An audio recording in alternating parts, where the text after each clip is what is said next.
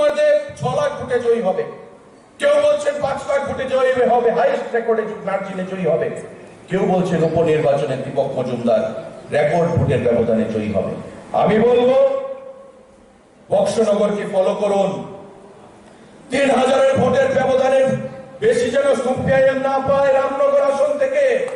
25 বছরের সিপিআইএম অপশাসন সেগুলো ভুলে গেলে চলবে না। তাই মোদিজি এবং আমাদের সরকার যে চলছে ত্রিপুরা রাজ্যে আমাদের মুখ্যমন্ত্রীর নেতৃত্বে প্রত্যেককে যে দিশায় আমরা নিয়ে যেতে চাইছি রাজ্যকে এবং আমাদের দেশকে, সেই দিশায় আপনারাও চলবেন, কারণ সরকার পালাবদলের কোনো সম্ভাবনা নেই। এবং আমি দায়িত্ব নিয়ে বলছি, মোদিজি স্লোগান তুলেছেন আপকি বার, ফির সে একবার। 400 পার আমাদের করতে হবে লোকসভার মধ্যে বন্ধুরা।